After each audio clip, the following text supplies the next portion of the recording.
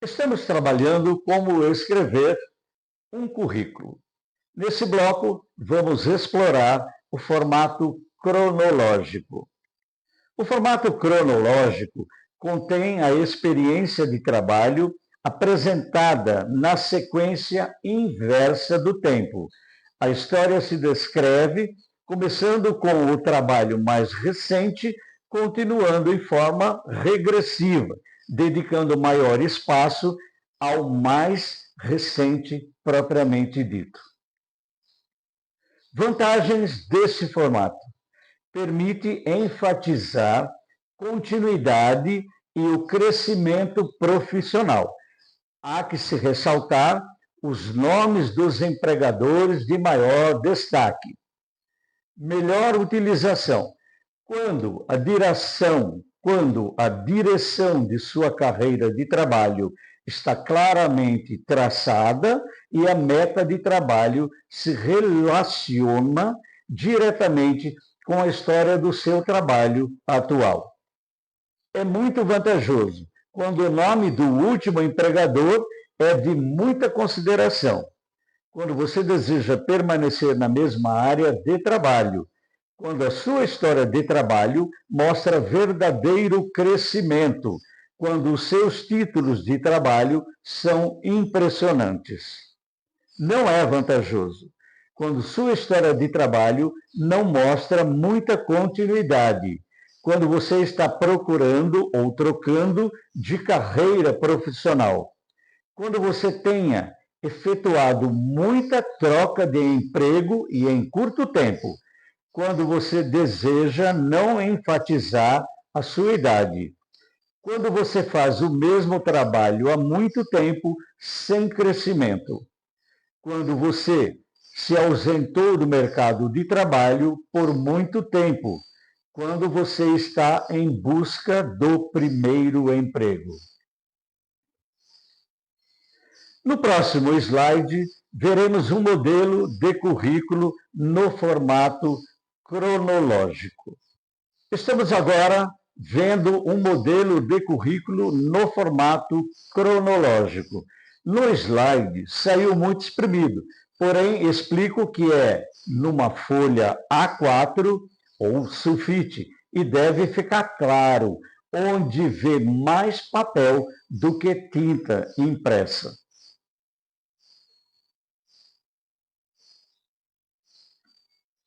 No próximo bloco, vamos estudar o formato funcional.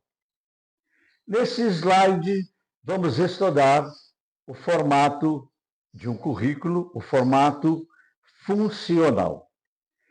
Este formato contém experiências de trabalho e as habilidades agrupadas nas áreas principais de desenvolvimento, com ou sem datas. Ressalta as áreas de seus resultados e os seus pontos fortes, permite organizá-los de maneira que dê maior apoio aos seus objetivos e metas de trabalho. Vantagem deste formato funcional: permite grande flexibilidade para enfatizar seus resultados e habilidades.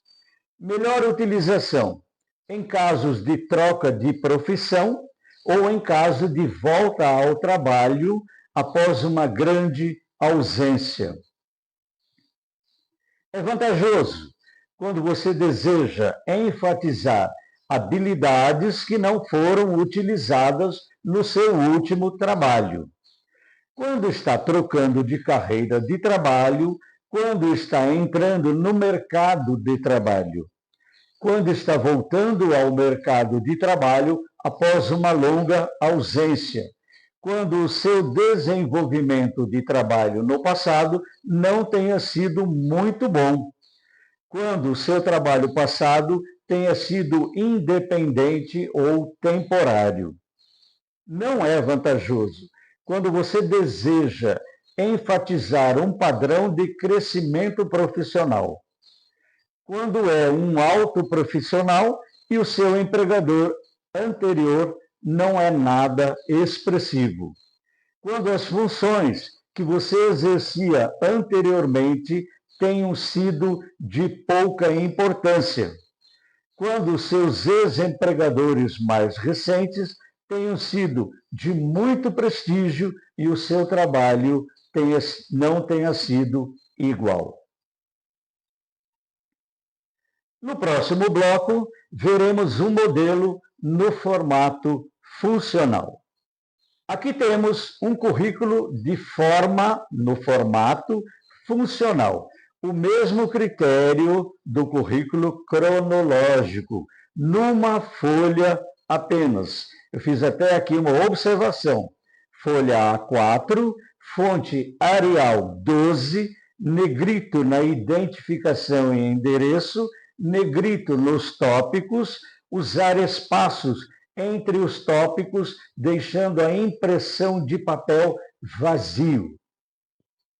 Esse é o modelo no formato funcional. Vamos agora estudar o formato de meta definida.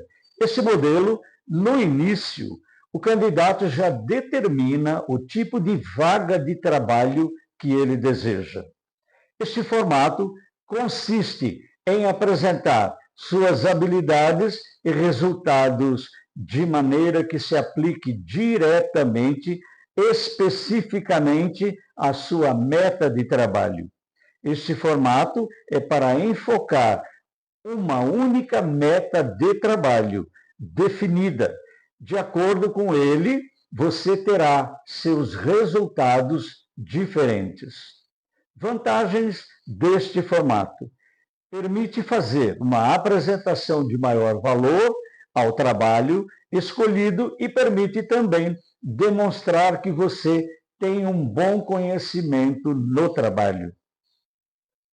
Melhor utilização: somente é útil quando você tem um claro conceito de trabalho desejado. É vantajoso quando você tem em mente o trabalho específico desejado, quando você tem distintas alternativas de trabalho e deseja um resultado para cada uma, quando você deseja enfatizar as habilidades que você possui. Não é vantajoso quando você não está claro com as habilidades e resultados que possui, quando você está começando uma carreira e tem pouca experiência, quando suas funções ou as funções que você exercia anteriormente tenham sido de pouca importância, quando seus ex-empregadores mais recentes tenham sido de muito prestígio e o seu trabalho não tenha sido igual. No próximo bloco, no próximo tópico, veremos um modelo de currículo meta definida. Este modelo meta definida deixa claro que o candidato almeja uma vaga de trabalho exatamente naquilo que ele domina e que procura crescimento profissional. Veja a observação. Notem a utilização de verbos enfáticos: preparo, faço, realizo, supervisiono, desenvolvi, etc. Esse é o modelo de meta definida. Lembrando sempre, em apenas uma folha de papel A4, ou conhecida como papel sulfite. No próximo slide, veremos o último dos formatos de currículo. Veremos o formato alternativo. O formato alternativo, na verdade, é uma carta solicitando emprego, o primeiro emprego, indicado para jovens que buscam a primeira colocação. Um jovem, geralmente, tem muito pouco a escrever num currículo, porém, os analistas ficarão atentos principalmente na redação. Este é o forte impacto de um currículo no formato alternativo, ou seja, uma carta solicitando a primeira oportunidade de trabalho. Como escrever um currículo no formato alternativo? Esta é uma forma muito simples de apresentação, uma forma muito simples de apresentar-se para o mercado de trabalho, geralmente por pessoas que têm pouca ou quase nenhuma experiência, pessoas que estão ingressando no primeiro emprego, jovens, por exemplo. Na verdade, é uma carta detalhada a seu respeito, que descreve as áreas onde você pode atuar, porém sem conhecimento algum do assunto. No entanto, que tenha boa redação, principalmente. Vantagens deste formato: desperta o interesse do empregador em pessoas com, sob polimento, possibilidades de aproveitamento em sua empresa. Melhor utilização.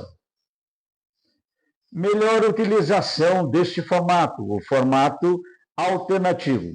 Quando você nunca trabalhou e está empenhado em entrar para o mundo do trabalho.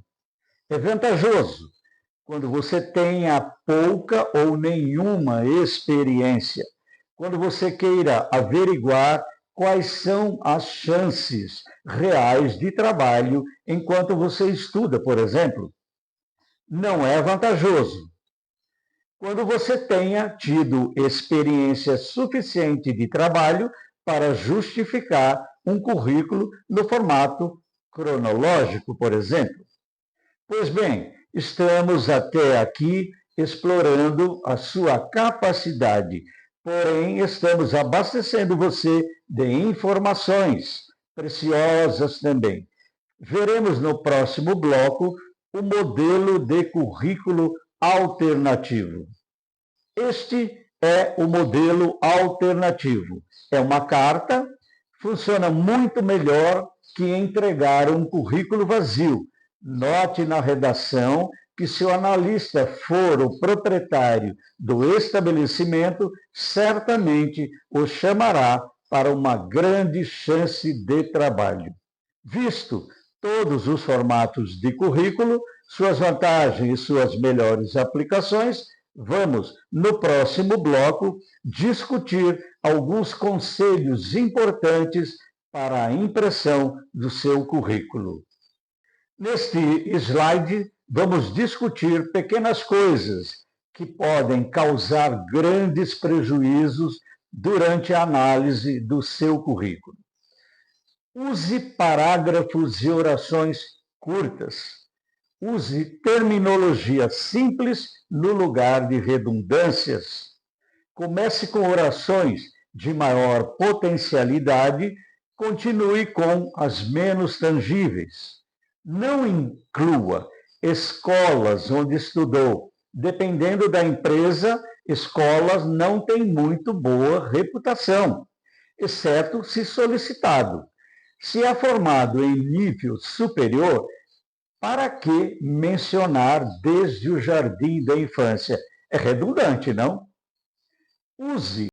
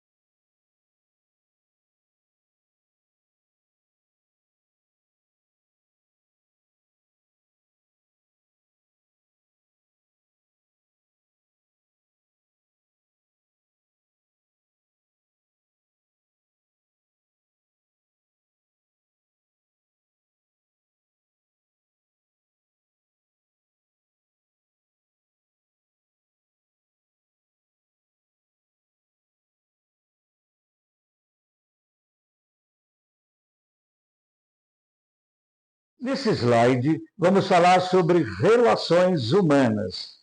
Qual o conceito de relações humanas? As relações humanas são o conjunto de interações que realizamos com todos que estão ao nosso redor ao longo da nossa vida. A base para relações humanas são os vínculos que desenvolvemos com as pessoas, seja na vida pessoal ou no ambiente de trabalho.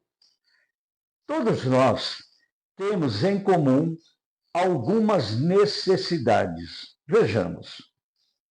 Necessidades fisiológicas. As mesmas que eu tenho, o outro também tem. Somos idênticos nisso. Necessidades de segurança. Se eu preciso de segurança, se eu quero segurança, o meu semelhante também procura.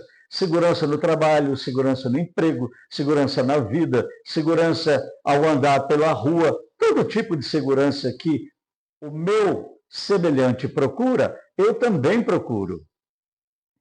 Necessidade de amor. Ora, quem é que não gosta de ser amado? Quem é que não tem necessidade de amor? O amor é uma coisa muito interessante. É mais fácil você amar do que ser amado. No entanto, a partir do momento em que você começa a amar, é certo que o retorno virá em forma de amor. Necessidade de relacionamento. Você já pensou? Existem pessoas que trabalham, vou dar um exemplo aqui, daqueles poços de petróleo marítimo. A pessoa fica lá 3 meses e ela deixa em casa esposa, filho, filha, periquito, papagaio, cachorrinho, fica 3 meses lá. Aquelas pessoas, os astronautas, por exemplo, ficam 6 meses no espaço. Será que eles têm necessidade de relacionamento? Outro assunto importante, muito importante, que vamos tratar no próximo bloco, é o comportamento. Vimos no slide anterior a importância do tema relações humanas. Vamos agora falar sobre comportamento. Comportamento é o conjunto de reações e atitudes de um indivíduo em relação ao meio social, onde convive, sendo influenciado por ele, influenciando os demais. É o modo de agir de uma pessoa perante o seu ambiente. O comportamento é um processo que envolve o organismo e o ambiente, bem como a história em que foi instalado. Todo comportamento vem dos nossos sentimentos básicos, que são alegria, raiva, tristeza e medo.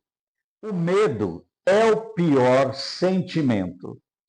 Nossos sentimentos básicos trazem influência de nossos pais biológicos, adotivos, afetivos ou de influências externas, como a rua, por exemplo. Todos nossos sentimentos secundários, como amor, ódio, preguiça, rancor, inveja, ressentimento, etc., vêm dos sentimentos básicos. Todos nós, por um momento qualquer, achamos que temos falta de oportunidade, falta de perícia. É como dizer assim: ah, mas você é jovem, você tem muita oportunidade pela frente. Eu já sou um idoso, eu não tenho muito o que pensar. Isso, uma hora ou outra, você vai ouvir de uma pessoa, seja ela idosa ou jovem. Ou ganho pouco, falta de promoção. Olha, eu ganho pouco porque trabalho lá como ajudante geral, mas você foi promovido, você é conhecido do chefe. Todos nós temos um dia um tipo de comportamento dessa forma. Falta de perspectiva. Onde eu estou, não vejo perspectiva nenhuma. Ora, então mude. Mude você. O lugar onde você está, você não tem perspectiva? Vamos mudar de lugar então. Sente-se explorado. Já ouviu que existem pessoas que dizem que no trabalho só ela é explorada? Devido a isso, perde o estímulo e não produz. Perde a autoestima, que é coisa pior. Desiste, sempre dizendo: eu não mereço. Tudo isso está ligado ao nosso comportamento, de acordo com os nossos sentimentos. Ainda inserido no tema relações humanas, vou falar no próximo slide sobre aconselhamento. No slide anterior, falamos sobre comportamento. Agora vamos tratar sobre aconselhamento. O aconselhamento é um processo de ajuda e orientação que pode ser prestados por amigos, por um profissional, um psicólogo ou por outros especialistas. O objetivo é ajudar a pessoa a resolver os problemas ou tomar decisões de forma que ela mesma possa encontrar a solução. O aconselhamento ajuda no amadurecimento da personalidade, na conquista da confiança, porque conselho não é repreensão, é uma ação. Ajuda também ao indivíduo a encontrar o seu lado adulto. Sempre que você recebe um conselho, procure recebê-lo pelo lado adulto. A pessoa que está dando o conselho provavelmente também está usando o lado adulto dela.